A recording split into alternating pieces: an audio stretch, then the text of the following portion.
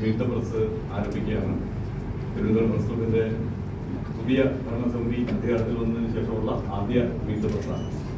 മുൻകാലങ്ങളിൽ നമ്മൾ രാഷ്ട്രീയ കലാ സാഹിത്യ സമ്മാനത്തിലുള്ള പ്രമുഖരുടെ രചനയിലൂടെ സമ്മാനിച്ചിരുന്നുവെങ്കിൽ സംവിധാനത്തിലൂടെ അദ്ദേഹത്തിന്റെ ആദ്യ സിനിമാ സംരംഭം സീക്രട്ട് അത് തിയേറ്ററുകളിൽ വിജയകരമായി മുന്നോട്ട് പോയിക്കൊണ്ടിരിക്കുകയാണ്.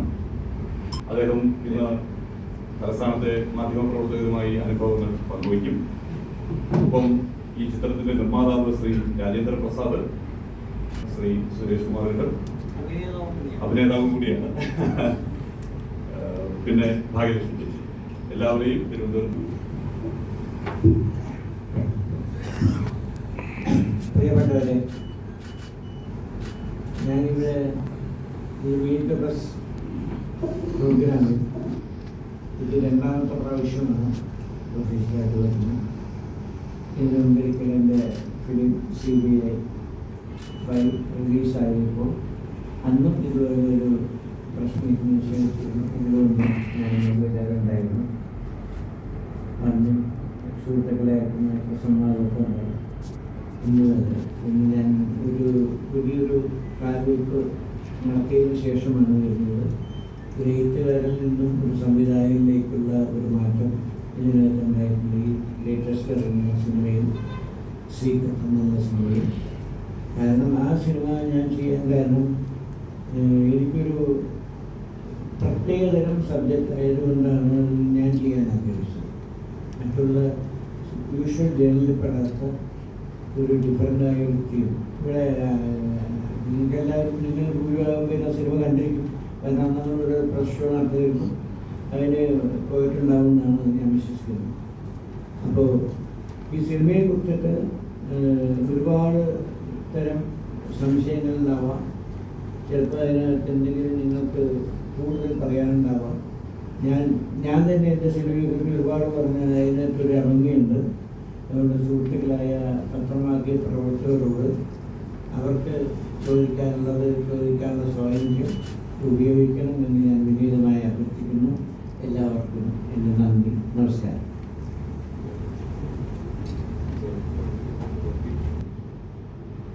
എല്ലാവർക്കും നമസ്കാരം. ഞാൻ ഈ സീക്രട്ട് എന്ന് പറയുന്ന സിനിമയിലൊരു വേഷം അഭിനയിച്ചു.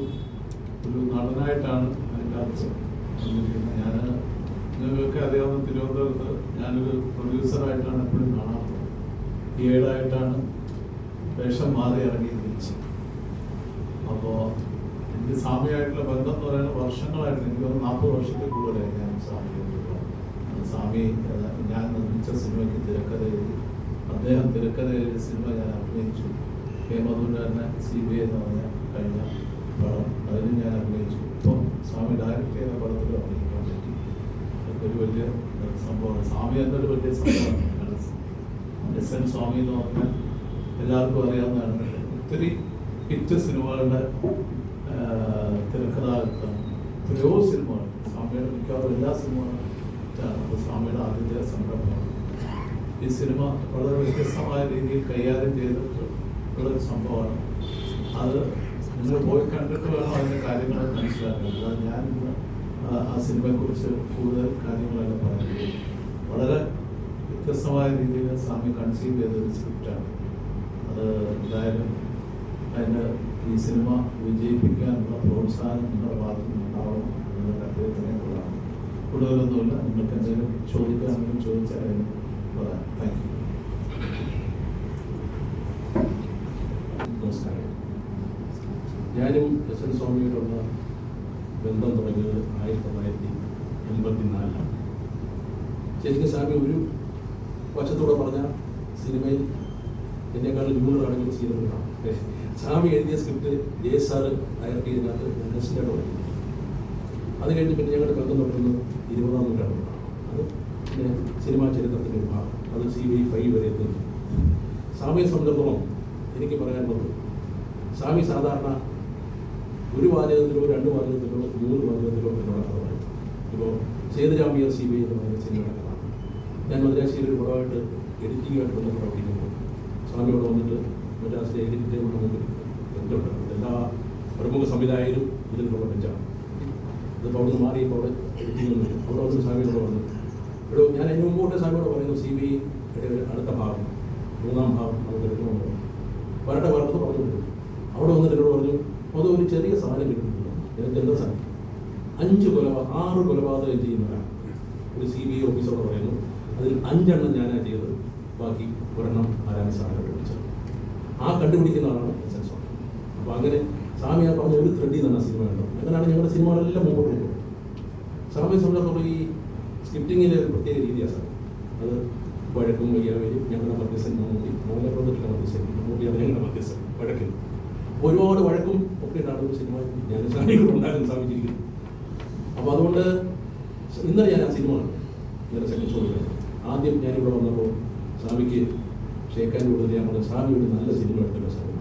As a director he did his job very well. അതാണ് എനിക്ക് ഒറ്റ വാക്ക് പറയാം. അതിൻ്റെ ബാക്കി കാര്യങ്ങളോടൊക്കെ കിടക്കുമ്പോൾ ഒരുപാട് കാര്യങ്ങൾ ഞാൻ പറഞ്ഞ സ്വാമി നമുക്ക് പേഴ്സണലായിട്ട് സംസാരിക്കും. ഒരു സിനിമ അതിൻ്റെ തുടക്കം തൊട്ട് അവസാനം വരെ ഞാൻ വളരെ ശ്രദ്ധിച്ചാണ് സ്വാമിയുടെ പറഞ്ഞത്. സ്വാമി എന്നോട് പറഞ്ഞ ചില കഥകളൊക്കെ ഉണ്ടല്ലോ, അതിലൂടെയാണ് പോകുന്നത്. സ്വാമി ആ വഴിക്കുള്ള കൃത്യമായിട്ട് സഞ്ചരിച്ചിട്ടുണ്ട് ആസ് എ ഡയറക്ടർ. പിന്നെ ഒരു ഒരു സംവിധായകൻ്റെ ആദ്യ സംരംഭം എന്നുള്ളതിൽ തികച്ചും അഭിനന്ദനം അർഹിക്കുന്ന ഒരു സിനിമയാണ് എന്ന് ഞാനൊരു ഒരുപാട് പടം ഡയറക്റ്റ് ചെയ്തതാണ്, ഒരുപാട് പടം സ്വാമിയോട് കൂടെ വർക്ക് ചെയ്തതാണ്. എൻ്റെ സിനിമ പ്രേക്ഷകർ ഇഷ്ടപ്പെട്ടിട്ടുള്ളതെന്ന് ഞാൻ പറഞ്ഞു. സ്വാമിയുടെ ജോലി ഈ സിനിമയിൽ വളരെ ഒരു ഉന്നത നിലവാരം കൊടുക്കുന്നു. പിന്നെ അതിൻ്റെ കഥ വളരെ വ്യത്യസ്തമായ കഥയാണ്. ഇത്രയും കാലം എന്നോട് ഈ കഥ പറയാൻ ഞാൻ എനിക്കൊരു പരിഭവമുള്ള സിനിമ. സ്വാമി കുറേ കഥകൾ പറഞ്ഞുകൊണ്ട് ഈ കഥ പറഞ്ഞിരുന്നെങ്കിൽ സ്വാമി ഡയറക്റ്റ് ചെയ്തിട്ടാണ് ഞാൻ ഡയറക്റ്റ് ചെയ്തത് പറഞ്ഞില്ല സ്വാമിക്ക്. അതുകൊണ്ട് സ്വാമി പറഞ്ഞിട്ട് ഇനി കഥ പറയും, വേറെ കഥകളൊക്കെ ഉണ്ട് സ്വാമിയുടെ. അതുകൊണ്ട് സ്വാമിക്കും പ്രൊഡ്യൂസർ ഇദ്ദേഹത്തിൻ്റെ ഒരു നല്ല മനസ്സ്. കാര്യം അദ്ദേഹം പറഞ്ഞ വാചകം അനുസരിച്ചു. ഞാൻ നിർമ്മാതാവാണ്, ഞാൻ നിർമ്മാതാവും സംവിധായകനാണ്, സുരേഷ് കുമാർ നിർമ്മാതാവാണ്, ഭാഗ്യലക്ഷ്മി ഒരുപാട് സിനിമകളിൽ അസോസിയേറ്റഡാണ്. ഈ അദ്ദേഹം പറഞ്ഞൊരു വാക്ക് ശ്രദ്ധിച്ചു. എനിക്കിതിന് സാമ്പത്തിക നേട്ടത്തിലുപരി ഇതിപ്പോഴത്തെ കാലത്ത് യുവജനങ്ങൾ മനസ്സിലാക്കേണ്ട ഒരു കാര്യം, അതായത് വിശ്വാസങ്ങൾ ഒരുപാടുണ്ട്. ആ വിശ്വാസങ്ങൾ എങ്ങനെയാണ് വിശ്വാസമായിട്ടും അവിശ്വാസമായിട്ടും മനുഷ്യനെ മനസ്സിൽ കയറുന്നത് വ്യക്തമായിട്ട് സ്വാമി പറഞ്ഞിട്ടുണ്ട്. അതുകൊണ്ട് സ്വാമി കൊണ്ടുവന്ന ഈ 2 കാര്യങ്ങളാണ്, ഇതിൻ്റെ കഥ, ഇതിൻ്റെ സംവിധാനം. ഇത് രണ്ടിലും സ്വാമി വിജയിച്ചിരിക്കുന്നതാണ് എൻ്റെ അഭിപ്രായം. ബാക്കി നിങ്ങൾ കണ്ടിട്ട് ഇത് പ്രേക്ഷകരോട് എത്തിക്കുക.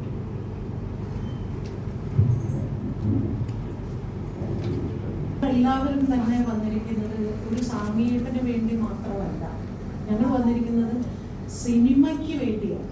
സിനിമ ഇന്ന് തിയേറ്ററുകളിൽ എത്തുമ്പോൾ നേരിടുന്ന പല വിധത്തിലുള്ള എന്താ പറയുക പ്രശ്നങ്ങൾ, അത് സംസാരിക്കാനാണ് വന്നിരിക്കുന്നത്. തീർച്ചയായിട്ടും അതുകൊണ്ട് തന്നെ ഇപ്പോൾ സ്വാമിയേട്ടൻ എത്ര നല്ല എഴുത്തുകാരനാണ് എന്നുള്ളത് നമുക്ക് ആർക്കും ഒരു സംശയവുമില്ലാത്ത ഒരാളാണ്. അതുകൊണ്ടാണല്ലോ ഇന്നും ഇപ്പോൾ CBI ഡയറക്ടർ ഇത്രയും പല വർഷങ്ങളായിട്ട് ആ സിനിമ ഇന്നും സക്സസ് ആയിട്ട് പോകുന്നത് തന്നെ സ്വാമിയേട്ടൻ്റെ എഴുത്തും സംവിധാനവും കൂടിയാവുന്നതെന്ന്. അങ്ങനെയുള്ള ഒരാൾ ഒരിക്കലും ഒരു മോശം സിനിമ ചെയ്യില്ല എന്ന് ഉറച്ച വിശ്വാസം നമുക്ക് എല്ലാവർക്കും ഉണ്ട്. സിനിമ സത്യസന്ധമായ സിനിമ കാണുന്ന എല്ലാ പ്രേക്ഷകർക്കും ഉണ്ട്. അതുകൊണ്ട് തന്നെ ഈ സിനിമയും എൻ്റെ അടുത്ത് സിനിമ കണ്ടപ്പോൾ നമ്മളൊക്കെ സിനിമയിലുള്ളവരായതുകൊണ്ട് തന്നെ നമ്മളെ സിനിമാ സുഹൃത്ത് ഒരു സിനിമ ചെയ്യുമ്പോൾ നമ്മൾ ചെറിയ ഇപ്പം നേരത്തെ മനുഷ്യേട്ടൻ പറഞ്ഞല്ലോ, എനിക്ക് പടം വളരെ ഇഷ്ടപ്പെട്ടു. പിന്നെ വ്യക്തിപരമായിട്ട് പറയാനുള്ളത്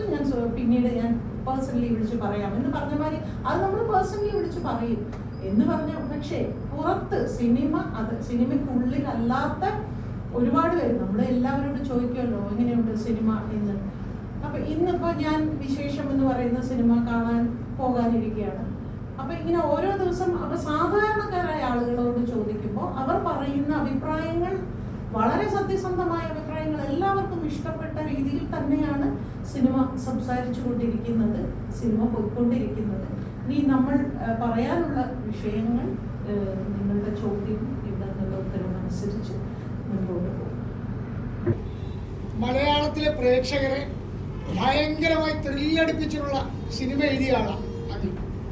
നേരത്തെ ഒരു പരാമർശിച്ച സിനിമകൾ, അതുകൂടാതെ ഈ ക്യാരക്ടേഴ്സിൻ്റെ പേരുകൾ ഷാഗർ എലിയാസ് ജാക്കി, അലി ഇമ്രാൻ, സേതുരാം അയ്യർ എന്നൊക്കെ പറഞ്ഞ് നമ്മളിങ്ങനെ വല്ലാത്ത മോഹവലയത്തിൽ കൊണ്ടുപോയി എത്തിച്ച ഒരു എഴുത്തുകാരനാണ് അന്ന്. അപ്പോൾ അങ്ങയുടെ ഒരു സിനിമ കാണാൻ പോകുമ്പോൾ നമ്മൾ ആ ഒരു മൂഡിലായിരിക്കും പോകുന്നത്. ത്രില്ലർ സിനിമ ആയിരിക്കും ഇതെന്ന് നമുക്കൊരു മുൻവിധി ഉണ്ടാകും. എന്തുകൊണ്ടാണ് അങ്ങ് വ്യത്യസ്തമായ ഒരു പ്രമേയം സംവിധാനം ചെയ്യാൻ തീരുമാനിച്ചത്?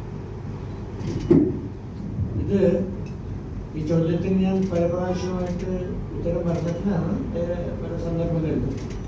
ഈ വ്യത്യസ്തമായ ഒരു സമീപനമല്ല ഞാൻ ആഗ്രഹിച്ചത്. എൻ്റെ മനസ്സിലുണ്ടായ ഒരു തോട്ട് ഡെവലപ്പ് ചെയ്യുന്നതാണ് എപ്പോഴും ഒരു സിനിമയാകുന്നത്. ആ സിനിമ ആയതിനു ശേഷമാണ് ആ ക്യാരക്ടേഴ്സിൻ്റെ പേര് പുറത്തു വരുന്നതും ഫേമസ് ആവുന്നതും അത് ത്രില്ലർ ആവുന്നതും ത്രില്ലർ അല്ലാതാവുന്നതും എല്ലാം അതിന് ശേഷമാണ്. അപ്പം ആദ്യം ഉണ്ടാവുന്നത് എൻ്റെ മനസ്സിൽ എനിക്ക് ഇഷ്ടപ്പെടുന്ന വളരെയധികം എനിക്ക് സുഖം തോന്നിക്കുന്ന ഒരു ഐഡിയ ഉണ്ടാവും. അപ്പം അങ്ങനെ തോന്നാൻ കാരണം ഞാനിത് ഒരിക്കൽ പറഞ്ഞിട്ടുള്ളതാണ്. അതായത് ഞാനും എൻ്റെ വൈഫും കൂടെ ഒരിക്കൽ എറണാകുളത്ത് ഇതേപോലൊരു മഴക്കാലത്ത് സ്കൂട്ടറിൽ പോയിക്കൊണ്ടിരിക്കുക. ഞാൻ ഒരു സ്ഥലത്ത് പോയിട്ട് ഞാനും വൈഫ് പോകുമ്പോൾ മറ്റേ മഹാരാജ് കോളേജിൻ്റെ മുമ്പിൽ പാർക്ക് അവന്യൂ എന്ന് പറയും, ആ വഴിക്കൂടെ പോകുമ്പോഴാണ് ഇങ്ങനെ സാധാരണ ഇത് ഞാൻ നേരെ പോയി ഫൈനാൻസ് കോളേജ് എൻ്റെ വീട്ടിലേക്ക് പോകരുത്. അന്ന് 10 മിനിറ്റ് എൻ്റെ മനസ്സിൽ നിന്ന് എനിക്ക് തോട്ട് വരിക, ആ വഴിക്ക് പോകണ്ട, ഇടത്തോട്ട് തിരികെ.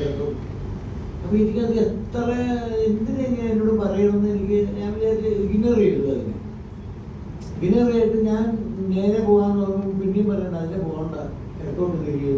എനിക്ക് സത്യം പറഞ്ഞാൽ എനിക്ക് ഭയങ്കര ഒരു ഇതും തോന്നി, ഒരു ഭയങ്കര ഒരു തമാശയായിട്ടൊന്നും തോന്നിയില്ല. അത് എന്തെങ്കിലും ഒന്നും എനിക്ക് ആ സമയത്ത് പറഞ്ഞാൽ ഞാൻ സീരിയസേ ആയില്ല. അത് ഓർക്കണം, നേരെ പോയി അവിടെ ഈ മെറൈൻ ഫിഷറീസ് കോളേജിൻ്റെ കാര്യങ്ങളൊക്കെ അതിൻ്റെ മുമ്പിൽ റോട്ടിൽ വെള്ളം കെട്ടി കിടക്കുകയായിരുന്നു.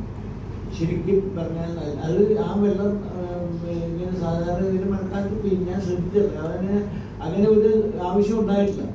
പക്ഷെ അന്ന് പോയപ്പോൾ ഒരു ലോറി ഓപ്പോസിറ്റ് വന്നു. അതിന് സൈഡ് കൊടുക്കാൻ വേണ്ടി ഞാൻ കൂടുതൽ ലെഫ്റ്റിലേക്ക് നീങ്ങി ചെന്ന് വീണത് ഒരു വലിയ പടുകുഴിയിലാണ്. ആ കുഴി ഞാൻ അതിനു മുമ്പ് ശ്രദ്ധിച്ചിട്ടില്ല. ആ വെള്ളം കെട്ടി കിടക്കുന്ന കാരണം ആ കുഴിയെ കുറിച്ച് എനിക്കൊരു അറിവുണ്ടായില്ല. ഞാൻ വീണു. ഭാഗ്യത്തിന് വൈഫിനെ തല ചെറുതായിട്ടൊന്ന് പൊട്ടി, അത് സ്റ്റിച്ചൊക്കെ ചെയ്യേണ്ടി വന്നു. പക്ഷെ എനിക്ക് അതല്ല എനിക്ക് അത്ഭുതം, ആരാണ് എന്നോട് ഇത് പറഞ്ഞത്, എന്തിനാണ് എന്നോട് പറഞ്ഞത്? എനിക്ക് ആ തോട്ട് എത്ര ചിന്തിച്ചിട്ടും എനിക്ക് അതിനൊരു ഉത്തരം കണ്ടെത്താൻ കഴിഞ്ഞില്ല. പിന്നീട് ഞാൻ അതിനെക്കുറിച്ച് ഒരുപാട് ഏതെല്ലാം സന്ദർഭത്തിൽ അമ്മാതിരി വിഷയങ്ങൾ വായിക്കാൻ സാധിക്കുമോ, കേൾക്കാൻ പറ്റുമോ, അതെല്ലാം ഞാൻ കേൾക്കും, വായിക്കും. അങ്ങനെ ഒരു സന്ദർഭത്തിലാണ് എനിക്ക് ഈ ഒരു സിനിമയുടെ തോട്ടുണ്ടായത്. അതായത് നമുക്ക് വരാൻ പോകുന്ന വിധികളെ അല്ലെങ്കിൽ യഥാർത്ഥത്തിൽ സംഭവിക്കാൻ പോകുന്ന, നമ്മളതിന് പിന്നീടാണ് ഫെയ്ത്ത് എന്ന് പറയുന്നത്, സംഭവിച്ചതിന് ശേഷം. സംഭവിക്കണമെന്ന് നമുക്കറിയില്ല എന്താണ്. ഇപ്പം വിധിയാണ് എന്ന് പറഞ്ഞാൽ നമ്മൾ ഒരിക്കലും അതിനെ അപ്രോച്ച് ചെയ്യില്ല. പക്ഷെ വിധി എന്ന് പറയുന്നത് നമ്മൾ എപ്പോഴും സംഭവിച്ചതിന് ശേഷമാണ് അത് ഫെയ്ത്ത്, കലവരി, കഷ്ടകാലം, അങ്ങനെ പല പേരുകളും പറയും. അല്ലാതെ അതിന് മുമ്പ് അതിനൊരു വാണിംഗ് കിട്ടി ശ്രദ്ധിച്ചിരുന്നെങ്കിൽ എല്ലാവർക്കും ഒരു പക്ഷേ ജീവിതത്തിൽ പല ദുരന്തങ്ങളും അവോയ്ഡ് ചെയ്യാൻ സാധിക്കും എന്നെനിക്കത് മനസ്സിലായി. അപ്പം അതിനാണ് ഈ സിനിമയുടെ ഒരു പ്രചോദനം. സ്വാമിയുടെ വിശ്വാസിയാണോ അന്ധവിശ്വാസിയാണോ? രണ്ടും ഒന്ന് തന്നെ. ഏത് സയൻറ്റിസ്റ്റും അയാളുടെ കണ്ടുപിടുത്തത്തിൻ്റെ ഉത്ഭവം അയാളുടെ ഉള്ളിലെ ആദ്യത്തെ ഒരു തോന്നലാണ്. അന്നത് അന്ധവിശ്വാസം. കാരണം അത് നാളെ യഥാർത്ഥം ആവുമോ എന്ന് അയാൾക്കറിയില്ല. കാരണം അയാളുടെ ഇപ്പം ഞാൻ പറയാം, ന്യൂട്ടൺ എന്ന് പറഞ്ഞാൽ ഫോഴ്സ് ഓഫ് ഗ്രാവിറ്റേഷൻ്റെ വ്യക്തമാണ്. അദ്ദേഹത്തിന് അത് എത്രയോ കാലമായിട്ട് ഉള്ളിൽ തോന്നിക്കൊണ്ടിരുന്നൊരു ഐഡിയ. അദ്ദേഹം ആ ആപ്പിൾ തോട്ടത്തിൽ അതിനു മുമ്പ് എത്രയോ പ്രാവശ്യം പോയിരുന്നിട്ടുണ്ട്. എത്രയോ പ്രാവശ്യം ഈ ആപ്പിൾ ഒന്ന് വീണിട്ടുണ്ടാവാം. പക്ഷെ അപ്പോഴൊന്നും തോന്നാത്തതുകൊണ്ട് ഇദ്ദേഹം എപ്പോൾ എന്താണ് ഗ്രാവിറ്റേഷൻ, അങ്ങനെ ഗ്രാവിറ്റേഷനോ പേരെന്നൊന്നും അറിയില്ല പുള്ളിക്ക്. ഈ എന്താണ് ഈ കുഞ്ഞിനെ വന്ന് നേരെ പെർപെൻഡിക്കുലറായിട്ട് വന്ന് വീഴാൻ കാരണം ഭൂമിയുമായിട്ട് എന്താ കണക്ഷൻ, അങ്ങനെ പല കാര്യങ്ങളും ഒരുപാട് ചിന്തകളുണ്ടായിരുന്നു. അന്ന് ആ ആപ്പിൾ വീണപ്പോൾ ഒരു സെക്കൻഡിൽ പുള്ളിക്ക് അതിൻ്റെ ഫുൾ ജ്ഞാനം കിട്ടിയെന്ന് അദ്ദേഹം തന്നെ പറഞ്ഞു. പക്ഷേ അദ്ദേഹം 8 വർഷം എടുത്തു സാധാരണക്കാരനിലേക്ക് എത്തിക്കാൻ. അത് സാധാരണ മനുഷ്യരിൽ ചെന്ന് ചേരണമെങ്കിൽ ഒരുപാട് സമയമെടുക്കും. അതിൻ്റെ ഓരോ തോട്ടം അനലൈസ് ചെയ്ത് അത് എഴുതി സയൻസുമായിട്ട് ബന്ധപ്പെടുത്തി എഴുതി വന്ന് അതിന് കറക്റ്റായിട്ടൊരു പ്രിൻസിപ്പിളും കാര്യങ്ങളും ഉണ്ടാക്കി ജനമധ്യത്തിൽ സമർപ്പിക്കുമ്പോൾ 8 വർഷം. അപ്പം എല്ലാം ആ പ്രൂവ് ചെയ്യുന്നവരെല്ലാം അന്ധവിശ്വാസം തന്നെ. ഈ അന്ധവിശ്വാസം എന്ന് പറയുന്നത് നമ്മൾ അന്ധമായിട്ട് വിശ്വസിക്കാമെന്നല്ല അതിൻ്റെ അർത്ഥം. നമുക്ക് ചില സങ്കല്പങ്ങൾ തീർച്ചയായിട്ടും മനസ്സിലുണ്ടായാൽ നമുക്കതിന് സൂക്ഷിച്ചേ പറ്റും. അതിന് ഏതെങ്കിലും ഒരു കാലത്ത് അത് പുറത്തു വരാൻ പാടില്ല എന്ന് വേണമാവാം. അല്ലാതെ നമ്മൾ ഈ അന്ധവിശ്വാസം എന്ന് പറയുന്നത് നമ്മൾ ആരെങ്കിലും പറഞ്ഞു കേട്ട് നമ്മൾ അതിൻ്റെ പുറകെ പോകുന്നതിനല്ല ഞാനിവിടെ ഉദ്ദേശിക്കുന്നത്.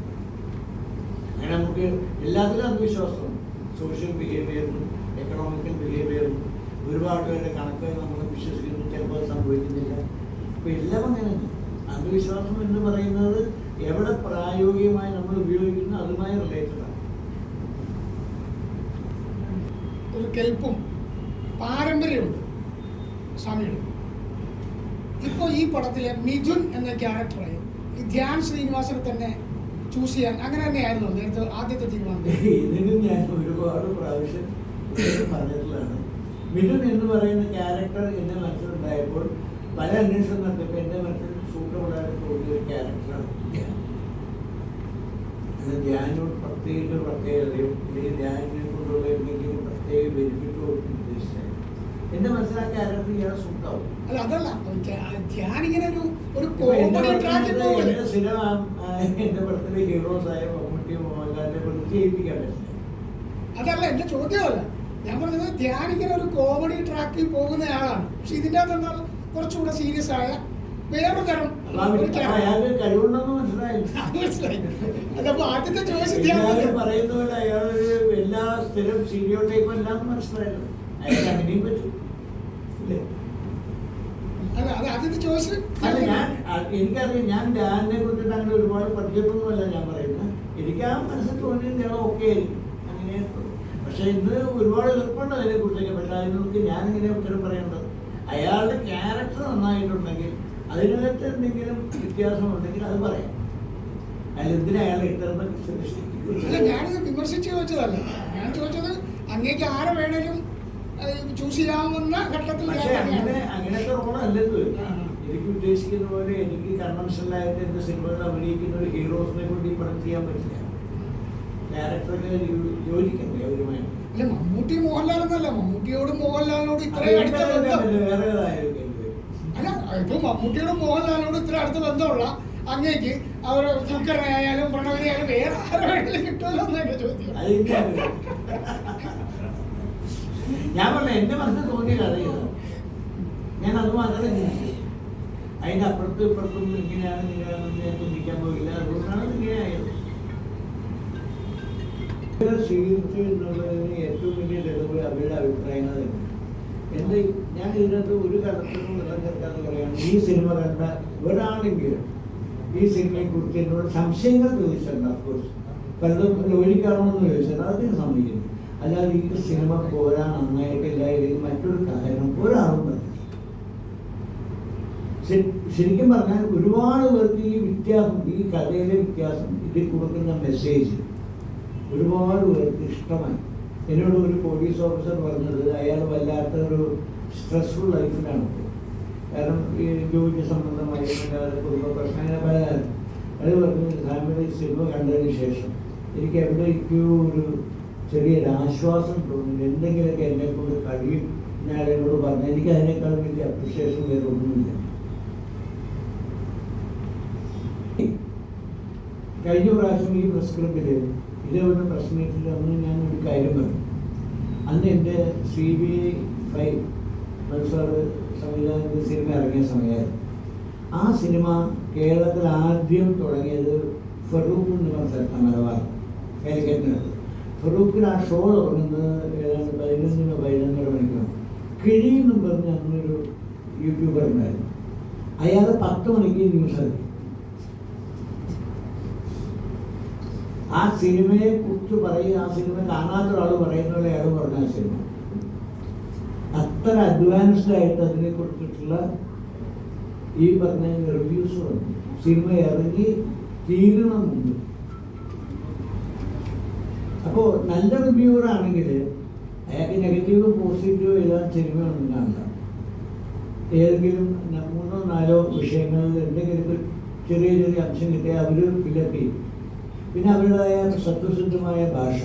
ഇപ്പോൾ ഇതിനകത്ത് അശ്വന്ത് ഗോപി എന്ന് പറഞ്ഞ യൂട്യൂബർ ഈ സിനിമയെക്കുറിച്ച് പറയുന്നത് കേട്ടാൽ നമുക്ക് എനിക്കറിയാം അയാൾ സിനിമ കണ്ടിട്ടില്ല, ഇല്ലെങ്കിൽ സിനിമ കണ്ടതേക്കും മനസ്സിലായിട്ടില്ല, ഇല്ലെങ്കിൽ മറ്റെന്തെങ്കിലും കാരണം ഉണ്ടാവാം നമുക്കറിയാം. അപ്പോൾ റിവ്യൂ എന്ന് പറയുന്ന സാധനം പാടില്ല എന്ന് ഞാൻ പറയില്ല.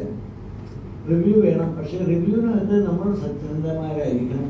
അതിനകത്ത് നല്ലതാണെങ്കിൽ നല്ലതായിട്ടും ചീത്തയാണെങ്കിൽ ചീത്തയായിട്ടും പറയാം, അങ്ങനെ പറയണം. അല്ലാതെ 100% വെറുതെ ആരെങ്കിലും പ്രീതിപ്പെടുത്താൻ വേണ്ടി നെഗറ്റീവ് റിവ്യൂസ് എഴുതിയാൽ എങ്ങനെ ശരിയാവും? വേറൊന്നുമല്ല, ഇത് ബാധിക്കുന്നത് ഒരു പക്ഷേ ഈ പറയുന്ന പോലെ ആ സിനിമയെ ഒരു പരിധിവരെ ബാധിച്ചേക്കാം. ഈ ടെക്നീഷ്യന്മാരെ അല്ല, ഒരു മനുഷ്യൻ കാശ് മുടക്കിയിട്ടുണ്ട് ഈ സിനിമയ്ക്ക് വേണ്ടി, നമ്മളൊക്കെ വിശ്വസിച്ച് കാശ് മുടക്കി ഒരു പ്രൊഡ്യൂസറുണ്ട്, അയാൾ നിരപരാധി, അയാളെ ആയിരിക്കും ഇത് അൾട്ടിമേറ്റായിട്ട് ബാധിക്കും. അതുകൊണ്ട് എന്ത് പറയുന്നത് അവർക്ക് എന്നോട് വിരോധമുണ്ടെങ്കിൽ വേറെ ഏത് രീതിയിലും തീർക്കാം. അല്ല, ധ്യാൻ എന്ന് പറയുന്ന കഥാപാത്രത്തെ ആളോട് എന്തെങ്കിലും വിരോധം ഉണ്ടെങ്കിൽ അത് തീർക്കാം. പക്ഷെ അതിന് ഈ സിനിമ എന്നുള്ള മാതിരി, കാരണം അതിലെ കമൻസ് വായിച്ചാൽ അറിയാം ഇവരാരും സിനിമ കണ്ടിട്ടുള്ളതാണ്. ധ്യാനിന് ചീത്ത പറയാൻ വേണ്ടി മാത്രമാണ് ആ കമൻസ് മുഴുവൻ. പടക്കം പടക്കം പടക്കം പൊട്ടി പൊട്ടി ഇത് തന്നെയാണ് പറഞ്ഞിട്ടുള്ളത്. അയാൾ ആ സിനിമയിൽ എങ്ങനെ അഭിനയിച്ചു? അപ്പോൾ റിവ്യൂസും അതിനോട് ബന്ധപ്പെട്ട തന്നെ കമൻസും യാഥാർത്ഥ്യമല്ലെന്ന് വേണം ഞാൻ വിശ്വസിക്കുന്നത്. ആഗ്രഹമുണ്ടോ അതൊക്കെ വീണ്ടും വരണം എന്നുള്ളത്?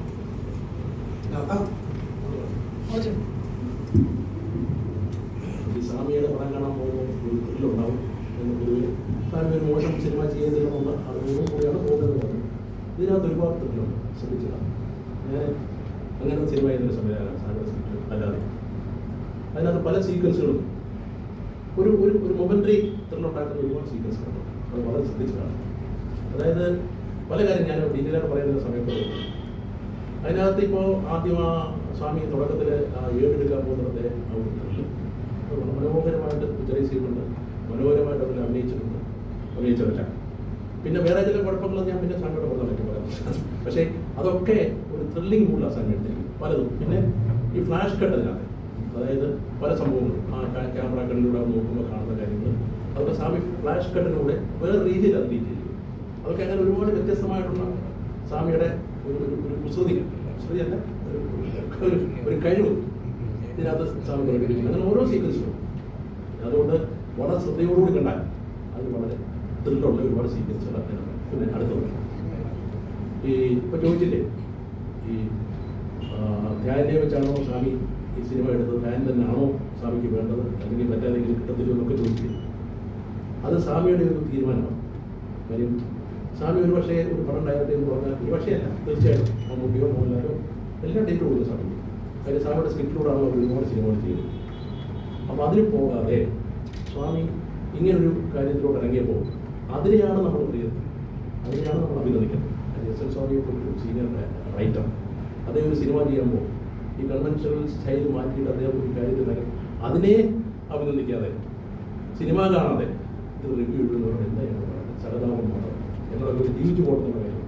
കാര്യം ഇദ്ദേഹം പറഞ്ഞ ഒരുപാട് നിർമ്മാതാക്കളെ ഞങ്ങളൊക്കെ ഒരുപാട് അഭിനന്ദനങ്ങൾ ഏറ്റുവാങ്ങിയ സിനിമ ചെയ്ത ആൾക്കാർ. ഞാൻ സുരേഷ് കുമാറിൻ്റെ സിനിമ അതിലൊക്കെ എല്ലാവർക്കും അറിയാം. അന്ന് ഞങ്ങളെ ക്രിട്ടിസൈസ് ചെയ്തിട്ടുണ്ടെങ്കിലും മാന്യമായ രീതിയിലായിരിക്കും. മനസ്സിലായി? ഇപ്പോൾ ഇത് ചെയ്യുന്നത് എന്തിനാണെന്നാണ് എൻ്റെ ചോദ്യം. ദയനീയമായിട്ട് അവരോട് ചോദിക്കുന്നത് എന്തിനീ ചെയ്യുന്നത് മാത്രമേ ചോദിക്കൂ. അതാണ് എന്നോട് എനിക്ക് തിരിച്ചു പറഞ്ഞാൽ കേട്ടോ. അടുത്തത് ഈ 20-ാം നൂറ്റാണ്ട് 3-ാം പറയൊക്കെ പറഞ്ഞില്ലേ, അത് ചിലത് നിങ്ങൾക്ക് പ്രതീക്ഷിക്കാം. അതിനുള്ള ഒരു ആലോചന ഇരിക്കുകയാണ്. അതിൽ ഈ തിയേറ്ററിൽ കാണണമെന്ന് ആഗ്രഹിക്കുന്ന ചില സിനിമകൾ ഒരുപാട് ടെക്നിക്കൽ ആസ്പെക്ട് ഉണ്ട്. ഇതിൻ്റെ സൗണ്ട് ആക്റ്റീവ് ഉണ്ടാവണം, ഇതിൻ്റെ ബാക്കി കാര്യങ്ങളും അതൊക്കെ സൂക്ഷിച്ച് വെച്ചിട്ടുണ്ടെങ്കിൽ നമുക്ക് പലതും ആലോചിക്കാവുന്ന ഞങ്ങളുടെ രണ്ടു സിനിമയുണ്ട്. സ്വാമി ജോഷി കൂടെ ചെയ്ത സിനിമയുണ്ട്, സ്വാമി ഷാജി കൈലാസ് കൂടെ ചെയ്ത സിനിമയുണ്ട്. അങ്ങനെയൊക്കെ സ്വാമിയുടെ സിനിമകളുണ്ട്. പിന്നെ നേരത്തെ ചോദിച്ചില്ലേ മമ്മൂട്ടിയെ മോഹൻലാലിനെ വിളിക്കാൻ ഞാൻ ദൈവം നിങ്ങൾ കൂടുതൽ ചോദിക്കരുത്. അടുത്തൊരു സിനിമ സ്വാമി പ്രേരിപ്പിക്കല്ലേ, എനിക്കൊരു സിനിമ എനിക്ക് ഒരു സിനിമ തരാമെന്ന് സ്വാമി എഴുതാമെന്ന് പറഞ്ഞിട്ടുണ്ട്. അവിടെ തൽക്കാലം സ്വാമി ഇങ്ങനത്തെ പടങ്ങളൊക്കെ ചെയ്താൽ വെച്ചിട്ട് നേരത്തെ അദ്ദേഹം ചോദിച്ചല്ലോ സോഷ്യൽ മീഡിയയുടെ ഇത്തരം വിമർശനങ്ങൾ. പണ്ട് കാലത്തും മലയാള സിനിമയുടെ വിമർശനങ്ങളൊക്കെ ഉണ്ടായിട്ടുണ്ട്, എല്ലാ കാലത്തും വിമർശനങ്ങൾ ഉണ്ടായിട്ടുണ്ട്. പക്ഷേ പടം ഓടാൻ ഒരാഴ്ച ഒരു സമയം കൊടുക്കും, ഒരു സാമാന്യ ഒരു മര്യാദ, ഒരു കുറച്ചുപേര് കണ്ടോട്ടെ. അതായത് ഇപ്പൊ എനിക്കൊരു സിനിമയെ കുറിച്ച് ഒരു അഭിപ്രായമുണ്ട്, ആ അഭിപ്രായം ഞാൻ മറ്റൊരാളിലേക്ക് അടിച്ചേൽപ്പിക്കുന്നത് എന്താണ്? അപ്പൊ ഞാനിപ്പോ എന്റെ മുമ്പിൽ ഇരിക്കുന്ന ഇയാളത്ര ശരിയല്ല കേട്ടോ എന്ന് ഇതേ പറഞ്ഞാൽ ആ ഒരു പിക്ചറോടുകൂടെ മാത്രമേ ആ വ്യക്തിയെ ഇദ്ദേഹം കാണുകയുള്ളൂ. അതങ്ങനെയല്ലല്ലോ. എനിക്കുള്ള അഭിപ്രായം എൻ്റെ ഉള്ളിൽ തന്നെ ഇരിക്കട്ടെ, അത് ഞാൻ സമൂഹത്തിന് മുൻപാകെ അത് ഇറങ്ങിയ അന്ന് തന്നെ ഇതേ ഞങ്ങൾ ആവശ്യപ്പെടുന്നുള്ളൂ, അന്ന് തന്നെ ഇത്. അതുകൊണ്ടാണ് ഞാൻ ആദ്യമേ പറഞ്ഞത്, ഇത് സാമിയേട്ടന് വേണ്ടി മാത്രമല്ല ഇവിടെ ഞങ്ങൾ ഇരിക്കുന്നത്, ഞങ്ങൾ ഇൻഡസ്ട്രിക്ക് വേണ്ടിയാണ് ഇരിക്കുന്നത്. കാരണം ഇതുവരെ ആരെങ്കിലും പറഞ്ഞിട്ടുണ്ടോ ഇല്ലയോ അറിയില്ല. ഇപ്പൊ സാമിയേട്ടൻ പറഞ്ഞു ഇതിന് പിന്നിൽ ബാധിക്കപ്പെടുന്ന ഒരുപാട് തൊഴിലാളികൾ അല്ലെങ്കിൽ ഒരു നിർമ്മാതാവുണ്ട്. സാംസ്കാരിക ക്ഷേമനിധി ബോർഡിന്റെ ചെയർമാനായിരുന്നു ശ്രീ സുരേഷ് കുമാർ. ഞാനൊരു ബോർഡ് മെമ്പറായിരുന്നു. ഞങ്ങൾക്കറിയാം ഒരു സിനിമ ഓടുമ്പോൾ 10 രൂപയാണ് ക്ഷേമനിധി ബോർഡിൽ, 3 രൂപ അല്ലേ, 3 രൂപയാണ് നമുക്ക് ക്ഷേമനിധി ബോർഡിലേക്ക് വരുന്നത്. ഈ 3 രൂപയിൽ നിന്ന് 3 രൂപ ഓരോ ആള് ടിക്കറ്റ് എടുക്കുമ്പോഴും ആ 3 രൂപ കൂട്ടി വെച്ച് എമൗണ്ട് വെച്ച് സിനിമക്കാർ മാത്രമല്ല ഇവിടെ ജീവിക്കുന്നത്. എനിക്കറിയാം ഞങ്ങളുടെയൊക്കെ ഗ്രൂപ്പില് 4-ാം തീയതി പൈസ വന്നില്ല, മരുന്ന് വാങ്ങിക്കണം എന്ന് ചോദിക്കുന്ന ആൾക്കാരുണ്ട്. അപ്പൊ ഒരു സിനിമ ഓടുമ്പോ നമുക്ക് ഈ സിനിമ തിയേറ്ററിൽ ഓടുമ്പോ ലോക്ക്ഡൌൺ സമയത്ത് ആദ്യം കുറേ നാൾ കൊടുക്കാനുള്ള ഫണ്ട് ഉണ്ടായിരുന്നു. അത് കഴിഞ്ഞ് ഫണ്ട് ഇല്ലാതായപ്പോ, കാരണം തിയേറ്ററിൽ സിനിമ വരുന്നില്ല. പിന്നീട് ഗ്രാജുവൽ ആയിട്ട് വന്ന് കാന്താര പോലുള്ള സിനിമകൾ വന്നപ്പോൾ നമുക്കൊക്കെ ഏത് ഭാഷയുമാകട്ടെ തിയേറ്ററിൽ ആളുകൾ നിറഞ്ഞ് ഓടുമ്പോൾ ഇതിൽ നിന്ന് സന്തോഷമായി ഒരു നേരത്തെ പിന്നെ അവരവരുടെ അസുഖങ്ങൾക്ക് അത് നിങ്ങൾ വിചാരിക്കണമാതിരി സിനിമാക്കാർ മാത്രമല്ല, ഓട്ടംതുള്ളൽ, കഥകളി, കൂടിയാട്ടം, ചാക്യാർ കൂത്ത്, നാഗസ്വരം, ദവില്, മദ്ദളം എന്ന് വേണ്ട എല്ലാ കലാകാരന്മാരും അല്ലെ, എല്ലാ കലാകാരന്മാർക്കും ഈ സിനിമ ഓടുമ്പോൾ അതിൽ നിന്ന് കിട്ടുന്ന ഈ 3 രൂപയിൽ നിന്നാണ് ഓരോരുത്തർക്ക് ഇത് 3700-ലധികം ആളുകൾ ഈ എമൗണ്ട് വാങ്ങുന്നുണ്ട് എന്നുള്ളതാണ് സത്യം. എത്ര ആൾക്കാർ. അപ്പൊ ഒരു സിനിമ ഒരാൾക്ക് ഇപ്പൊ ഞാൻ ചോദിക്കട്ടെ, ഏതൊരു വ്യക്തി, ഞാനിപ്പോ ഒരാളുടെ പേര് പറഞ്ഞ് ആ ആൾക്ക് ഒരു വലിയ പ്രശസ്തി ഉണ്ടാക്കാൻ ഞാൻ ആഗ്രഹിക്കുന്നില്ല. ആ പിന്നെ ഒരു സിനിമയെ കുറിച്ച് സിനിമ കണ്ട് 11 മണിക്ക് സിനിമ കണ്ടു, 2 മണിക്കുള്ളിൽ ആ റിവ്യൂ ഇടുന്ന ഒരാള് ഒരു സിനിമ നല്ലതാണ്, ഗംഭീര സിനിമയായിരുന്നു എന്ന് പറയുമ്പോൾ അതിന് താഴെ കമന്റ് ഇടുന്നവരോ അത് കണ്ടവരോ കൂടിപ്പോയ ഒരു 100 പേരോ 200 പേരോ ഉണ്ടാവും. അതേസമയം ഒരു മോശം സിനിമയാണ് എന്ന് ഇടുമ്പോൾ ഭയങ്കരമായിട്ട് അതിന്റെ റിവ്യൂ ഇടുന്നു, അത് ഷെയർ ചെയ്യുന്നു, അതിന്റെ കമന്റ്. അപ്പൊ ഈ നെഗറ്റിവിറ്റിക്കാണ് ഏറ്റവും അധികം ഇവിടെ പ്രചരണം കൂടുന്നത്. അപ്പൊ ഈ ആൾ എന്തിനാണ് ഇങ്ങനെയുള്ളവർ, ഇങ്ങനെ വിമർശിക്കുന്നവർ എന്തിനാണ്? അവർ പൈസ ഉണ്ടാക്കാനാണല്ലോ. അവർക്ക് ഈ യൂട്യൂബിൽ കൂടി ആൾക്കാർ ഇതിങ്ങനെ കാണുമ്പോൾ അവർ പണം ഉണ്ടാക്കുകയാണ് ചെയ്യുന്നത്. അത് തന്നെയല്ലേ നമ്മളും ജീവിക്കാൻ വേണ്ടി തന്നെയല്ലേ ഒരു സിനിമ ചെയ്യുന്നത്. ആ സിനിമയിൽ കൂടി സിനിമ ചെയ്ത് നിർമ്മിച്ച നിർമ്മാതാവ്, സംവിധായകൻ, അസിസ്റ്റന്റ് ഡയറക്ടേഴ്സ്, ചായ കൊടുക്കുന്നവർ മുതൽ ഈ പറഞ്ഞ ക്ഷേമനിധി ബോർഡിൽ ഉള്ളവർ, ഈ 4000 രൂപ പെൻഷൻ വാങ്ങിക്കുന്നത് വരെ ലക്ഷക്കണക്കിന് ആളുകൾ ഈ സിനിമ കൊണ്ട് ജീവിക്കുന്നവരാണ്. എന്നെ സംബന്ധിച്ച് ഞാൻ മനസ്സുകൊണ്ട് എടുത്തിരിക്കുന്ന ഒരു തീരുമാനമാണ്, ഇനി ആരൊക്കെ എന്തൊക്കെ ഒരു സിനിമയെ കുറിച്ച് മോശമായി പറഞ്ഞാലും ഞാൻ തിയേറ്ററിൽ മാത്രമേ സിനിമ പോയി കാണൂ, ഞാൻ OTT-യിൽ കാണും. വീണ്ടും ഒരിക്കൽ കൂടി ഇപ്പൊ തന്നെ നേരത്തെ പറഞ്ഞ ഇപ്പൊ ദേവദൂതൻ എന്ന് പറയുന്ന സിനിമ, അതുപോലെ എത്ര മിഥുനം ഭയങ്കര സക്സസ് ആണ്. എവിടെ? ഓൺലൈൻ മാധ്യമങ്ങളിൽ, യൂട്യൂബിൽ അതിങ്ങനെ കോടിക്കണക്കിന് ആൾക്കാർ കണ്ടോണ്ടിരിക്കുക. തിയേറ്ററിൽ അധികം പോയിട്ടില്ല. ദേവദൂതൻ തിയേറ്ററിൽ അധികം പോയിട്ടില്ല. പക്ഷേ കാലങ്ങൾക്ക് ശേഷം അതിന്റെ ടേസ്റ്റ് മാറുന്നു എന്ന് പറയുന്ന മാതിരി ഒരു ചെറിയ വാക്കുകൊണ്ട് ഒന്നും ആലോചിക്കാതെ ചെയ്യുന്ന ഇത്തരം വിമർശനങ്ങൾ, താങ്കൾക്ക് വിമർശിക്കാനുള്ള എല്ലാ അവകാശങ്ങളും ഉണ്ട്. പക്ഷെ ഒരാഴ്ച ഒരു സമയം കൊടുക്കുക. ഇതൊരു എല്ലാവരും ഇവിടെ സ്പീൽബർഗ് ഒന്നും അല്ല, എല്ലാവരും സാധാരണ ആൾക്കാരാണ്. അപ്പോൾ ഇങ്ങനെ 100% ബെസ്റ്റ് സിനിമ എന്ന് പറയുന്നത് അപൂർവത്തിൽ അപൂർവം മാത്രമേ സംഭവിക്കൂ. അപ്പൊ അത് പടങ്ങൾ ഓടട്ടെ, എല്ലാവരും ഇവിടെ ജീവിക്കട്ടെ. ഇങ്ങനെ താങ്കൾ മാത്രം, ഇത്തരം വീഡിയോ ചെയ്യുന്നവർ മാത്രം ഇങ്ങനെ ഇത് ഇട്ട് ലക്ഷക്കണക്കിന് ആൾക്കാരുടെ റിവ്യൂസും ഷെയറിങ്ങും കൊണ്ട് ജീവിക്കുന്നു. അതിനോടൊപ്പം തന്നെ ഇങ്ങനെ ഒരു വലിയൊരു വിഭാഗം ഈ സിനിമയെ ആശ്രയിച്ച് ജീവിക്കുന്നവർ, ഇതിൽ നിന്ന് കിട്ടുന്ന ആ 3 രൂപയെ ആശ്രയിച്ച് ജീവിക്കുന്ന ഒരുപാട് പേരുണ്ട് എന്നുള്ളത് കൂടെ ഈ ഓൺലൈൻ മാധ്യമങ്ങൾ ദയവ് ഇത് മനസ്സിലാക്കണം. ഇതൊരു ദോഷമാകുന്നത് കൊണ്ടല്ലേ സംഭവിക്കുന്നത്. മാത്രമല്ല, ഈ ഒരാഴ്ചത്തെ കാലങ്ങൾ ചോദിക്കുമ്പോൾ സിനിമ നല്ലതാണെങ്കിൽ ആദ്യത്തെ ദിവസം തന്നെ ഇവർ നല്ലതാണെന്ന് അഭിപ്രായം പറയുന്നുണ്ട്. ആ ദിവസത്തിന്റെ നൈറ്റ് ഷോ, സെക്കൻഡ് ഷോ ആവട്ടെ, ഫസ്റ്റ് ഷോ ആവട്ടെ, ഹൗസ്ഫുൾ ആയിട്ട് മാറാൻ സഹായിക്കുന്നത് ഈ റിവ്യൂസ് ആണ്. യൂട്യൂബർ പറഞ്ഞോണ്ടല്ല, സാഹചര്യമാണ് പറയുന്നത്. യൂട്യൂബർ പറഞ്ഞുകൊണ്ടല്ല ഹൗസ്ഫുൾ ആവുന്നത്. അത് ആയിരക്കണക്കിന് ആൾക്കാർ ഇറങ്ങി മൗത്ത് പബ്ലിസിറ്റിയിലൂടെയാണ് ഇത് വരുന്നത്. ഇപ്പൊ ഞാൻ പടം കണ്ടിറങ്ങി നന്നാണെങ്കിൽ 5 പേരെ വിളിച്ച് പറയും പടം നന്നായിട്ടുണ്ടെന്ന് പറയാം. അങ്ങനെയാണ് പറയുന്നത്. അല്ലാതെ ഈ യൂട്യൂബറെ മണ്ടോണ്ട് മാത്രമല്ല പടം ഹിറ്റാവും. യൂട്യൂബറിന് മാത്രമല്ല സാർ ഞാൻ പറഞ്ഞത്, ഷോ കഴിഞ്ഞ് ഇറങ്ങി വരുന്ന ആളുകൾ ഇപ്പൊ ഒരാഴ്ചത്തെ സമയം ചോദിക്കുന്നതിനോടൊപ്പം തന്നെ നല്ലതാണെങ്കിൽ നല്ലതെന്ന് പറയുമ്പോൾ സ്പീഡി ആയിട്ട് മൗത്ത് പബ്ലിസിറ്റിയും കൂടി ഉണ്ടാകുന്നു. ആദ്യത്തെ ദിവസം തന്നെ തോന്നും. ഇപ്പം ഒരാഴ്ച നമ്മൾ വെയിറ്റ് ചെയ്യുന്ന സമയത്ത് ഇപ്പൊ നല്ലതാണെങ്കിലും ഒരാഴ്ച വെയിറ്റ് ചെയ്യുന്നത് കൊണ്ട് എന്ത് നഷ്ടമാണ് നിങ്ങൾക്ക് സംഭവിക്കുന്നത് എന്നാണ് ഞങ്ങളുടെ ചോദ്യം. ആ ഒരാഴ്ച ആളുകൾ കയറി കണ്ടിട്ട് അവർ പറയട്ടെ, ആ പടം അവർ സ്വയം പറയട്ടെ. അത് നമ്മൾ ഉടനെ സമൂഹ മാധ്യമം എന്ന് പറയുന്നത് കോടിക്കണക്കിന് ആളുകൾ കണ്ടുകൊണ്ടിരിക്കുന്നവർ, നമ്മൾ ഒരാളോട് തിയേറ്ററിൽ നിന്ന് ഇറങ്ങി പറയുന്നത് പോലെ അല്ലല്ലോ ഒരു സമൂഹ മാധ്യമങ്ങളിൽ കൂടി. പ്രത്യേകിച്ച് ഈ പറയുന്ന മാതിരി ഒരു അദ്ദേഹത്തെ സംബന്ധിച്ച് അദ്ദേഹം ആദ്യമായിട്ട് ചെയ്ത ഒരു സംവിധാനം, ഇതുപോലെ ഒരുപാട് സിനിമകൾ, ഞാൻ ഈ ഒരു സിനിമയ്ക്ക് വേണ്ടി മാത്രമല്ല.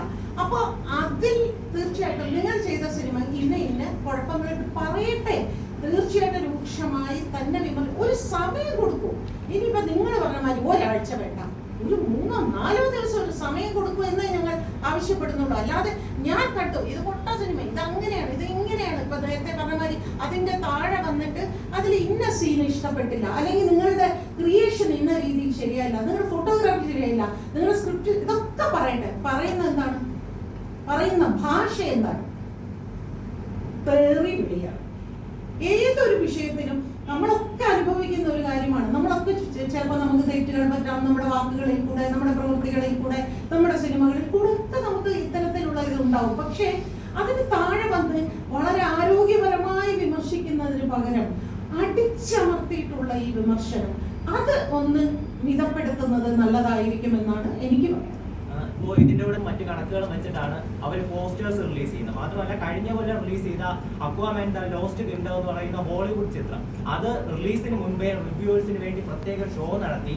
റിവ്യൂവേഴ്സ് ആ ചിത്രത്തിന് നെഗറ്റീവ് പറഞ്ഞപ്പോൾ അതിന് റീഷൂട്ട് നടത്തി പ്രത്യേക ഭാഗങ്ങൾ മാറ്റി അത് റിലീസ് ചെയ്തതാണ്. മാത്രമല്ല, നമ്മുടെ ഇന്ത്യൻ ചിത്രങ്ങളിൽ നടക്കാറുണ്ട്. ഇപ്പോൾ ലൈക്കയുടെ ഇന്ത്യൻ വ്യൂ എന്ന് പറയുന്ന ചിത്രം നോക്കുകയാണെങ്കിൽ അതിന് ഫസ്റ്റ് ഡേ റിലീസ് ചെയ്തപ്പോൾ നെഗറ്റീവ് വന്നതുകൊണ്ട് ആ ചിത്രത്തിലെ 24 മിനിറ്റോളം ഭാഗം കട്ട് ചെയ്തിട്ടുണ്ട്. മലയാളത്തിലും നടന്നിട്ടുണ്ട്. കടുവ എന്ന് പറയുന്ന ചിത്രം റിലീസ് ചെയ്തപ്പോൾ അതിലെ ഒരു ഭാഗത്തിന് ഒരുപാട് വിമർശനങ്ങൾ വന്നപ്പോൾ അതിലെ സംവിധായകനും നടനും ഉൾപ്പെടെ മാപ്പ് പറഞ്ഞ് അത് മാറ്റുക കൂടി ചെയ്തിട്ടുണ്ട്. അപ്പോൾ ഇത്തരത്തിൽ റിവ്യൂവേഴ്സിന്റെ വാക്കുകൾ ലോക സിനിമകൾ കാതോർക്കുന്നുണ്ട്. അത് നമുക്ക് കണ്ട് മനസ്സിലാക്കാവുന്ന കാര്യമാണ്. അത് ഒന്നാമത്തെ ദിവസം തൊട്ട് തന്നെ സംഭവിക്കുന്നുണ്ട്. അപ്പോൾ മലയാളത്തിന് മാത്രം ഇങ്ങനെ ഒരു കൺസിഡറേഷൻ വേണമെന്ന് പറയാനുള്ള കാരണം എന്താണ്? അതായത് ഇപ്പൊ ലോക സിനിമയും മലയാള സിനിമയായിട്ട് കമ്പയർ ചെയ്യുന്നത്, ഇപ്പൊ 3-4 പടങ്ങൾ ഓടി എന്നുള്ളത് ശരിയാണ്. മലയാളത്തില് ആദ്യം തുടക്കത്തിൽ, അത് കഴിഞ്ഞ് പൊളിഞ്ഞു പോയ പടങ്ങള്, അടിപടല പോയ പടങ്ങളെ കുറിച്ച് നിങ്ങൾ പറയുന്നില്ല. 4-5 പടങ്ങളെ ആദ്യത്തെ ഈ വർഷം ആദ്യം തുടങ്ങി. അത് കഴിഞ്ഞ് പോയ പടങ്ങളെ കുറിച്ച് ഇവിടെ ആരും ചർച്ച ചെയ്യുന്നില്ല. ഈ 4-5 പടങ്ങളുടെ കാര്യമാണ് ചർച്ച ചെയ്യുന്നത്. പടങ്ങൾ നല്ലതായിരുന്നു, നന്നായിട്ട് ഓടി, അതൊക്കെ ശരി. ഇപ്പൊ നിങ്ങൾ ഈ പറഞ്ഞില്ലേ വെട്ടിക്കളഞ്ഞു എന്നുള്ളത്, ഇത് ഞങ്ങൾ പണ്ട് മുതലേ ചെയ്യുന്ന കാര്യമാണ്. ഇന്നലെ ഒന്നും തുടങ്ങിയല്ല. അന്ന് ഈ റിവ്യൂ ചെയ്യുന്ന ആൾക്കാരുമില്ല, സോഷ്യൽ മീഡിയ ഇല്ല, ഒന്നുമില്ല. ഞങ്ങളൊക്കെ സിനിമ കണ്ടിട്ട് തിയേറ്ററിൽ പോയിട്ട് ഓരോ ദിവസവും ഈ തിരുവനന്തപുരം മുതൽ കാസർഗോഡ് വരെ പോയി വെട്ടി മാറ്റിയിട്ടുണ്ട്. ഒരു എഡിറ്ററെ കൊണ്ട്, അസിസ്റ്റന്റ് എഡിറ്ററെ കൂടെ വിട്ടിട്ട് ഇത് വെട്ടി മാറ്റി, ലെങ്ത് കൂടി പോയിട്ട് അല്ലെങ്കിൽ ലാഗ് അടിക്കുന്ന സീൻ, ഇതെല്ലാം എടുത്ത് മാറ്റിയ ചരിത്രം എത്രയോ വർഷങ്ങളായിട്ട്. ഞാനൊക്കെ സിനിമ 81 സിനിമ തുടങ്ങിയിട്ട് ഞാൻ ഒരു 90 ഈ ഇതുവരെ എനിക്ക് എൻ്റെ മിക്കവാറും പല സിനിമകളും നമുക്ക് മോശമായെന്ന് തോന്നിയ സിനിമകളിലൊക്കെ നമ്മൾ പോയി വെട്ടിയിട്ടുണ്ട്. ലെങ്ത് കൂടുതലായിട്ട് അന്നേ തുടങ്ങിയിട്ടുള്ള. ഞാൻ ചോദിച്ചു കഴിഞ്ഞാൽ ഇവരൊക്കെ ഇരിക്കുന്നു ഞങ്ങളിൽ എന്തുകൂടെ അന്ന് ഇവരാരും വിമർശിച്ചിട്ടാണെങ്കിൽ ഇത് പറഞ്ഞിട്ടല്ല, ഇന്ത്യനെ ഇപ്പം കൂടി ഇവര് പറഞ്ഞിട്ടല്ല. അവർക്ക് തോന്നി മൊത്തത്തിൽ ആൾക്കാരുടെ ഒരു പ്രേക്ഷകന്റെ ഒരു ഫീഡ്ബാക്ക് കിട്ടിക്കഴിഞ്ഞപ്പോൾ അവർക്ക് തോന്നി ഇത് അവിടെ കൊള്ളൂല, ഇവിടെ ലാഗ് അടിക്കുന്നു, ഞാൻ കെട്ടിക്കളയും. ഞങ്ങള് വെട്ടിയിട്ടുള്ളതാണ്. ഞാനൊക്കെ ആറാം തമ്പുരാൻ എന്ന് പറഞ്ഞ സൂപ്പർ ഹിറ്റ് സിനിമയിൽ അതിൻ്റെ അകത്ത് വരെ ഞാൻ വെട്ടിയിട്ടുണ്ട്, അത് വെട്ടി മാറ്റിയിട്ടുണ്ട്. അപ്പം അന്ന് ഈ സോഷ്യൽ മീഡിയ ഒന്നുമില്ല. അപ്പൊ അങ്ങനെ നമ്മൾ ചെയ്തുകൊണ്ടിരിക്കുന്നുണ്ട്. അല്ലാതെ ഇവര് പറയുന്നത് കേട്ട് ഇവരുടെ റിവ്യൂ അനുസരിച്ചല്ല ഞങ്ങൾ സിനിമ എടുക്കുന്നതും. ഇനി നാളെ ഇവർ പറയും ഇങ്ങനെ സിനിമ എടുക്കാമെന്ന് പറഞ്ഞാൽ പറ്റുമോ? അവര് നമ്മളെ സിനിമാക്കാരെ പഠിപ്പിക്കാൻ വരികയാണെന്ന് വെച്ചാൽ എങ്കിൽ അവരൊരു സിനിമ എടുക്കട്ടെ, എന്നിട്ട് കാണിച്ചു തരട്ടെ, ഒരു ഏറ്റവും മെച്ചമുള്ള സിനിമ അവര് ചെയ്യട്ടെ, ചെയ്ത് ഞങ്ങളെ കാണിച്ചു തരട്ടെ, എന്നിട്ട് പറയട്ടെ റിവ്യൂ പറയാം. ഞാൻ പറഞ്ഞു ഭാഗ്യലക്ഷ്മി നേരത്തെ പറഞ്ഞ പോലെ ഒരു സമയം കൊടുത്തിട്ട് പറയും. ഇത് പിറകെ ഇതൊരു തല്ലിപ്പൊളി പടമാണ്, ഇത് ഒരു വായിക്ക് കൊള്ളൂല, മറ്റേ അങ്ങനെയാണ് ഒരു പടത്തിനെ കുറിച്ച് പറയുന്നത്. കൊള്ളൂല, എനിക്ക് ഇഷ്ടപ്പെട്ടില്ല എന്ന് പറഞ്ഞിട്ട് പോട്ടെ. അത് കഴിഞ്ഞിട്ട് അങ്ങേര് പോയിട്ട് എവിടെ വേണോ 4-5 ദിവസം കഴിഞ്ഞ് ഈ റിവ്യൂ നടത്തിയിട്ട് ഒരു പ്രൊഡ്യൂസർ മുടക്കുന്ന കാശ്, കോടിക്കണക്കിന് രൂപയുടെ കാശ് മുടക്കിയ ഒരു സാധനമാണ് വന്നു നിന്നുകൊണ്ട് ഒരു ക്യാമറയുടെ ഒരു ചെറിയ ഒരു മൊബൈൽ ക്യാമറ വെച്ചിട്ട് അതിന്റെ മുമ്പിൽ നിന്നുകൊണ്ട് പറയുന്നത് ഇത് ഒരു വായിക്ക് കൊള്ളൂല, ഇത് മോശമാണെന്ന് പറയുമ്പോൾ അത് എന്തുമാത്രം നെഗറ്റീവായിട്ട് ബാധിക്കുന്നു. എത്ര ഒരു പ്രൊഡ്യൂസറുടെ ചങ്കിലിട്ട് കുത്തുന്ന പോലാണ്. അയാളുടെ ജീവിത മാർഗമാണ് കളഞ്ഞു കുളിക്കുന്നത്. അതാണ് നമ്മൾ പറയുന്നത്. ഇവർ അത് തന്നെ വിമർശിച്ചോട്ടെ, എന്തിനെ വിമർശിക്കാം? നമുക്ക് അതിനുള്ള എല്ലാ സ്വാതന്ത്ര്യം ഭരണഘടന തന്നിട്ടുണ്ട്. പിന്നെ എന്തിനാണ്? അതിന് സമയവും സന്ദർഭവും ഒക്കെ ഉണ്ടല്ലോ, അത് നോക്കി ചെയ്യട്ടെ. നമ്മളിപ്പോ ഈ ഒരു സിനിമയുടെ കാര്യം സംസാരിക്കാൻ വന്നിട്ട് നമ്മൾ വേറൊരു ട്രാക്കിലോട്ട് മലയാള സിനിമയിൽ തന്നെ ഇപ്പോ പല ആളുകളും ഈ യൂട്യൂബേഴ്സ് നല്ല റിവ്യൂ പറഞ്ഞാൽ ആ നല്ല റിവ്യൂവിന്റെ ഭാഗങ്ങൾ കട്ട് ചെയ്ത് അത് പബ്ലിസിറ്റിക്ക് വേണ്ടി ഉപയോഗിക്കാറുണ്ട്. അപ്പോ എന്തുകൊണ്ട് നല്ല ഭാഗങ്ങൾ പറയുന്നത്? നല്ല ഭാഗങ്ങൾ അത് ആ പ്രൊഡ്യൂസറിന് പ്രയോജനം ചെയ്യാൻ അയാൾക്ക് കാശ് കിട്ടുന്ന, അയാളുടെ പെട്ടി കാശ് കിട്ടുന്നതാണ്. കോടിക്കണക്കിന് രൂപ മുടക്കിയിരിക്കുന്നതാണ്. ഈ വർഷത്തെ നിങ്ങൾ പറയുന്ന ഈ പടങ്ങള് 4-5 പടങ്ങൾ ഒഴിച്ചാൽ പടങ്ങള് പൊട്ടിയ പടങ്ങൾ എടുത്തു കഴിഞ്ഞാൽ ഇപ്പോഴത്തെ തൂക്കിയാൽ ഇതായിരിക്കും ഏറ്റവും കൂടുതൽ താന്നിരിക്കുന്നത്.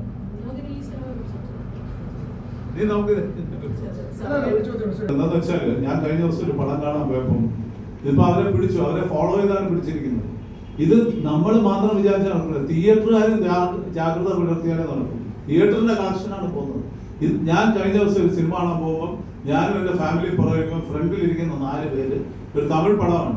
അതിന് തുടങ്ങുമ്പോൾ എടുത്തു വെച്ച് 4 പേരും ഒന്ന് ഷൂട്ട് ചെയ്ത് തുടങ്ങുക. 4 പേര് ഞാൻ ചാടി എണീറ്റ് ഞാൻ ഇവിടെ ചെയ്യാൻ ഒക്കില്ല എന്ന് പറയുമ്പോൾ ഒരുത്തൻ എൻ്റെ അടുത്ത് പറയാണ് താൻ കൊണ്ട് കേസ് തുടങ്ങും. ഒന്ന് ആലോചിച്ച് നോക്കണേ.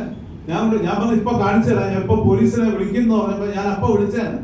വെറുതെ അപ്പോഴത്തേക്ക് അവർ നിർത്തിയിട്ട് ഇടയ്ക്കിടയ്ക്ക് എന്നിട്ട് പറയാണ് ഞങ്ങൾ വെറുതെ ഒരു ഷോട്ടേ എടുത്തുള്ളൂ. ഒരു ഷോട്ട് പോലും എടുക്കാൻ അവർക്ക് അർഹതയില്ല, അവർക്ക് പറ്റത്തുമില്ല, അംഗീകാരമില്ല.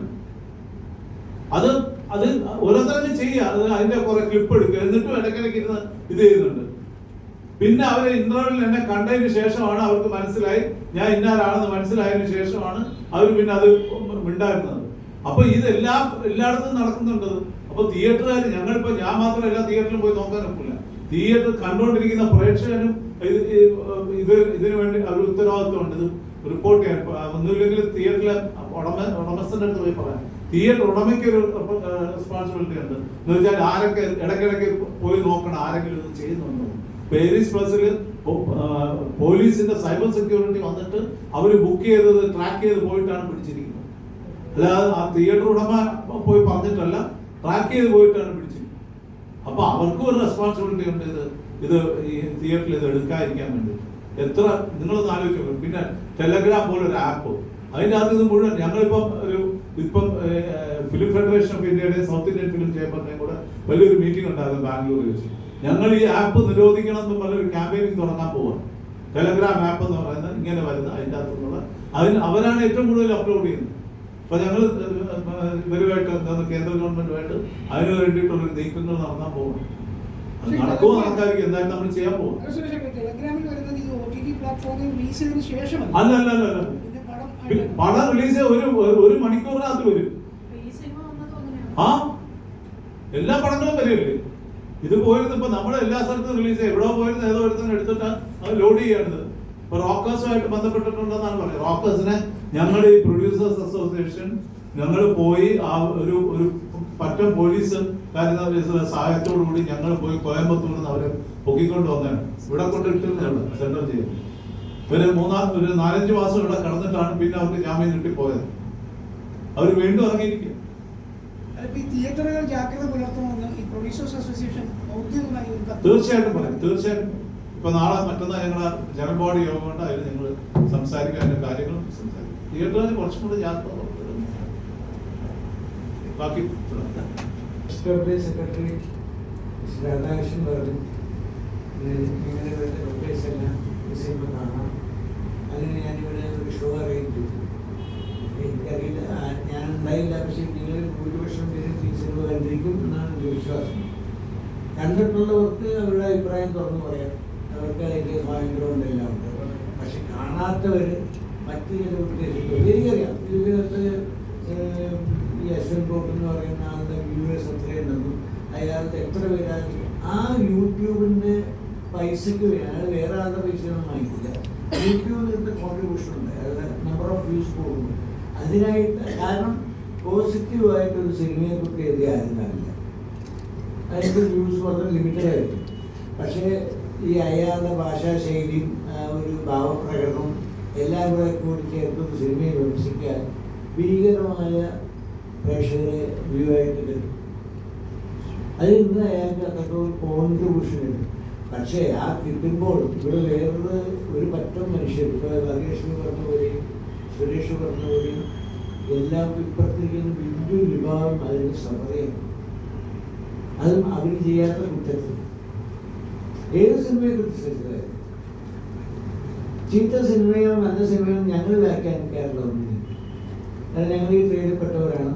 ഞങ്ങളെ സംബന്ധിച്ചിട്ട് ഒരു സഹപ്രവർത്തകരുടെ സിനിമയെ വിമർശിക്കാനോ കുറ്റം പറയാനോ ഞങ്ങൾ സാധിക്കില്ല, അറിയാറില്ല. പിന്നെ അതിനകത്ത് എന്തെങ്കിലും വളരെ കൃത്യമായിട്ട് തോന്നിയാൽ അയാളെ കണ്ടാൽ അയാളോട് സൂചിപ്പിക്കുന്നതല്ലാതെ നമ്മളൊരു പൊതുവിമർശനം നടത്താറില്ല. അപ്പം നമ്മൾ പ്രതീക്ഷിക്കുന്നത് അവർ വിമർശിക്കേണ്ട ഭാഗ്യലക്ഷ്മിയൊക്കെ പറഞ്ഞ ഒരാഴ്ചയോ 10 ദിവസമോ കഴിഞ്ഞിട്ട് ഈ സിനിമയെക്കുറിച്ച് പറഞ്ഞാൽ മുമ്പൊക്കെ അങ്ങനെയായിരുന്നു. മുമ്പ് ഈ വിഷ്വൽ മീഡിയയ്ക്ക് മുമ്പ് മാതൃഭൂമിയിലൊക്കെ സ്ഥിരമായിട്ട് കോഴിക്കോട് എന്നുള്ള ഒരു വിമർശനം വരും. അതൊക്കെ മിനിമം ഒരു 10-15 ദിവസമെങ്കിലും കഴിയാം. വളരെ വിശദമായിട്ട് വിമർശിക്കും, കാര്യമായിട്ട് വിമർശിക്കും. നമുക്കത് ഉൾക്കൊള്ളാനും പഠിക്കാനും ഉണ്ടാവും ആ വിമർശനത്തിന്. അങ്ങനെ ഉണ്ടായിരുന്നു. അല്ലാതെ ഇറങ്ങി 3-ാം ദിവസം ഒരു ഷോ പോലെ ആൾക്കാരെ അട്രാക്ട് ചെയ്യാൻ വേണ്ടി നമുക്ക് എല്ലാവരും നമ്മളെപ്പോഴും നമ്മുടെ ഒരു മനസ്സിന് ചാഞ്ചല്യം തന്നെയാണ്. ഇവർ നെഗറ്റീവായിട്ട് കാര്യങ്ങൾ നമ്മളിങ്ങനെ ചെവി കൊടുക്കും. പടം പോലെയല്ല, താഴത്തുള്ള അല്പം ഉയർന്നു വരുന്ന ആർട്ടിസ്റ്റിൻ്റെ പടങ്ങളാണ്.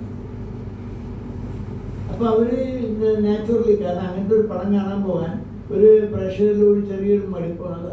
ഈ അഭിപ്രായം കേട്ടാണ് ഒരു തിയേറ്ററിലേക്ക് പോകുക. അതാണ് സൈക്കോളജി. അപ്പം ഇങ്ങനെയൊക്കെ കേൾക്കുന്ന കാര്യം വേണ്ടെന്ന് OTT കാണാം, അല്ലെങ്കിൽ സാറ്റലൈറ്റ് കാണാം.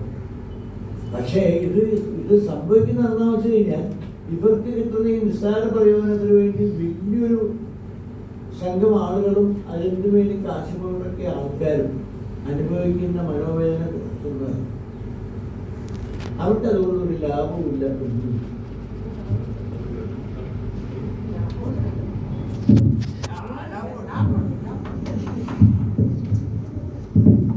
ഒരു ചെറിയ കാര്യം കൂടെ പറഞ്ഞ് ഈ വിഷയം അവസാനിപ്പിച്ച് പുതിയ വിഷയത്തിലേക്ക് പോകും.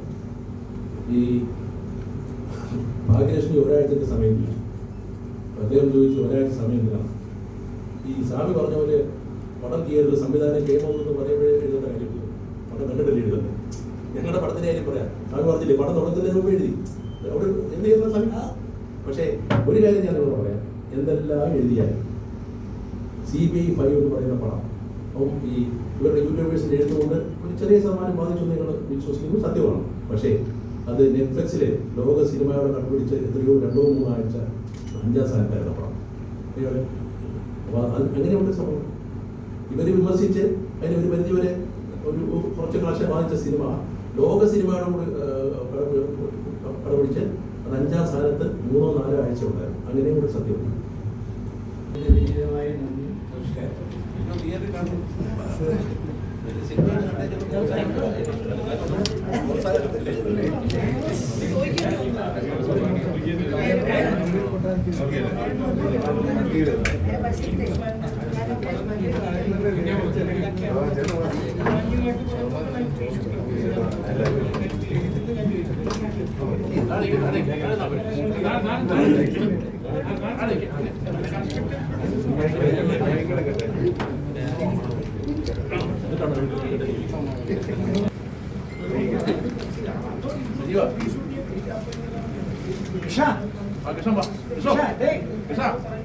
അടുത്ത പടം തുടങ്ങട്ടെ, ഡിസ്കസ് ചെയ്യാം. വേണ്ടേ ഈ പടത്തിനൊരു തെറ്റില്ലാത്ത